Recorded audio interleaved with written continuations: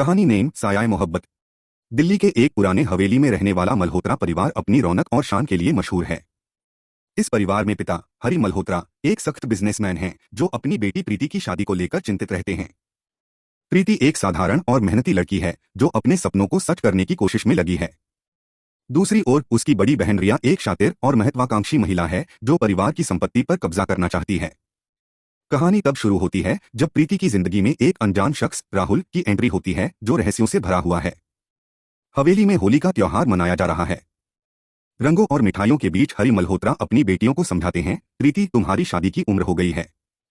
मैंने एक अच्छा रिश्ता देखा है। प्रीति उदास होकर कहती है, पापा मैं अभी शादी नहीं करना चाहती, मुझे अपनी पढ़ाई पूरी करनी है। रिया मुस्कुराती है और कहती है, पापा प्रीति को वक्त दो, मैं तो तैयार हूँ एक बड़े घराने में ब्याह के लिए। हरि रिया को डांटते हैं, तुम सिर्फ संपत्ति की भूखी हो रिया। इसी दौरान हवेली में एक नया नौकर आता है, राहुल। वह चुपचाप काम करता है लेकिन उसकी आंखों में एक गहरा दर्द छुपा है। प्रीति को उसकी सादगी पसंद आती है।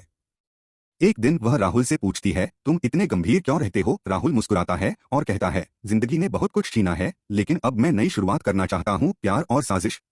दिन बीतते हैं और प्रीति और राहुल के बीच दोस्ती गहरी होती जाती है। एक रात प्रीति राहुल को हवेली के पुराने कमरे में मदद के लिए बुलाती है जहां उसे एक पुराना डायरी मिलता है। डायरी में लिखा है, हरि मल्होत्रा ने मेरी जिंदगी बर्बाद की, मैं बदला लूंगा। प्रीति हैरान रह जाती है।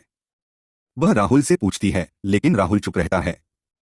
उसी रात हवेली में चोरी हो जाती है और सारा शक राहुल पर जाता है।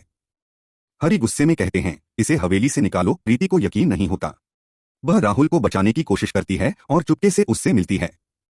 राहुल आखिरकार सच बताता है, मैं हरि मल्होत्रा का बेटा हूं जो कई साल पहले गायब हो गया था। मेरी मां ने मुझे बताया कि पापा ने उसे धोखा दिया और मुझे छोड़ दिया।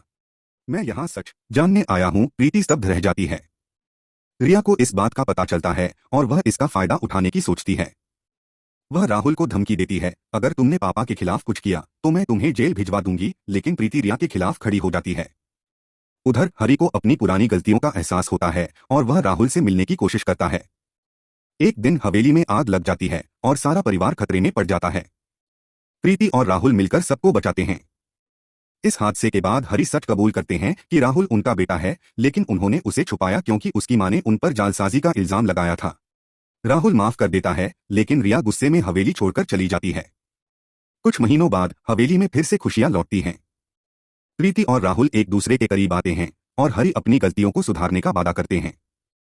हवेली में होली फिर मनाई जाती है, लेकिन इस बार प्यार और मेल मिलाप के साथ।